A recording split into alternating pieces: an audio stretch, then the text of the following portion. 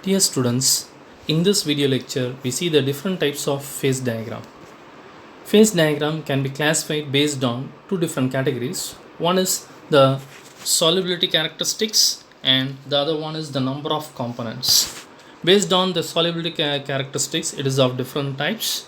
One is solid solution type, eutectic type, peritetic type, monotetic, eutectoid, peritectoid, but these are not the only types. Further, we have several other types like monotectoid type, metaetic type, synthetic type.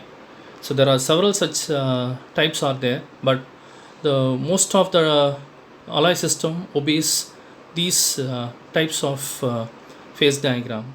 So we discussed a few of the major types that can be seen in alloy systems.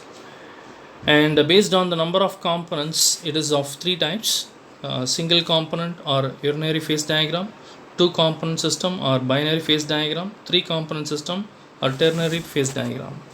For example, for a single component system, water molecule, there is no other component, only water is the only component, which is an example for single component. Two component, generally alloys based two component system. For example, copper nickel, nickel titanium.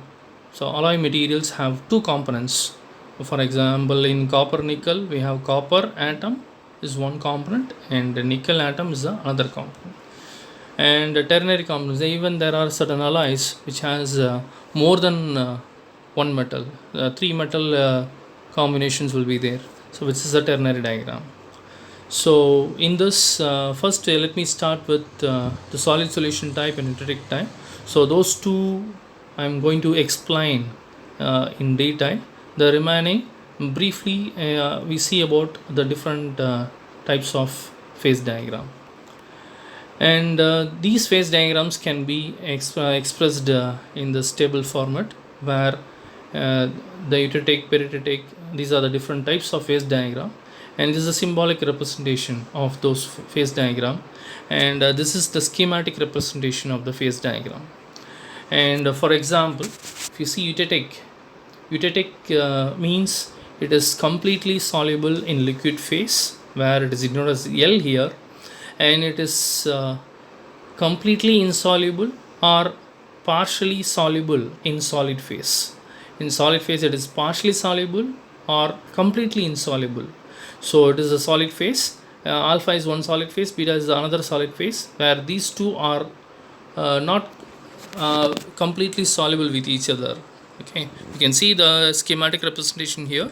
So L denotes it is the liquid phase, and here it is denoted as alpha, here it is denoted as beta, and in between below this point it is denoted as alpha plus beta, which states that it is completely insoluble in this region and it is partially soluble. See here alpha is alone denoted, there is no denotion, the beta phase is not visible here, and similarly here at the other end we can see only beta alone, there is no alpha phase seen at this composition range. So what do you mean by that? Until certain composition range we can see only the beta phase, alpha phase is not visible. That means beta is miscible with beta, that means alpha is miscible with beta until certain composition range, and similarly beta is miscible with alpha only certain composition range. Beyond that it is in two phase system, and below that it is in single phase system, either it is alpha or beta. So like that, this is the explanation for the eutectic system, and very similarly the other follows peritetic. So here alpha is a solid phase and L is a liquid phase. Solid and a liquid form a new solid, where beta is a different solid. So this is schematic representation. We can see here alpha plus L will give beta, and at this composition range we can see only the beta phase, homogeneous beta phase, otherwise we can't see the homogeneous beta phase.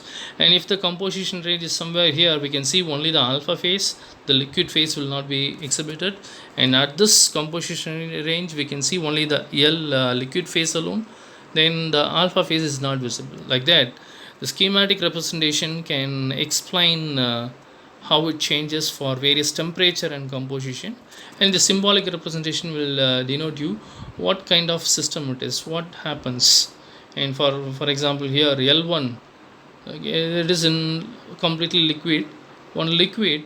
It is L2 is another liquid plus solid, and these two liquids are miscible only after a composition range. Less beyond this, below this composition range, there is a miscibility gap. Okay, which means that L1 and L2 will not be miscible with each other until certain composition. Beyond that, is miscible with each other. So like that, various systems follow. So for example, here in eutectoid, so this is alpha is one solid phase, which gives two solids. It decomposes to give alpha and beta. Okay, and in peritectoid you can see here alpha and beta gives gamma. Okay, so like that, it depends on the different phase diagrams. And yes, very similar explanation can be obtained here. And this table I have given to tell about there are certain additional phase systems are available. Okay, and so let me start with the solid solution type phase diagram. This we explain in detail. So solid solution type, in this case two metals are completely soluble in solid as well as in liquid state. Okay, you can see here in liquid state, and here solid state is denoted as SS, liquid state is denoted as L, and the two phase is L plus SS. In previous example we denoted as alpha plus L. Here I denoted as SS. We can use any one notation, no problem in that. So here it is completely soluble. So the even though it is a copper nickel follows such a system, the copper and nickel atom cannot be seen separately and in liquid state, and it cannot be seen separately in solid. It is completely miscible with each other. And this line I told it is a solid liquidous line, and this line is a solidus line. Previously I told it is the line which separate liquid and two phase region, and this is the line which separate solid and two phase region. And why this miscibility occurs? Okay, it is completely miscible with each other in solid as well as in liquid state. And why it happens? This is due to the same type of lattice structure and similar atomic size. Okay, the atom size is very similar, not exactly equal but very similar, and as well as the crystal structure is also same. For example, in copper and nickel, it possesses the BCC structure. It possesses the same crystal structure and same atomic size, so it forms the isomorphous system or the solid solution type system. And the pure copper melting point is given denoted here, and pure nickel melting point is denoted here, and the melting point changes in the two phase region. So what are the inference we obtain from this phase diagram is the phases that are present. Okay, as we saw there,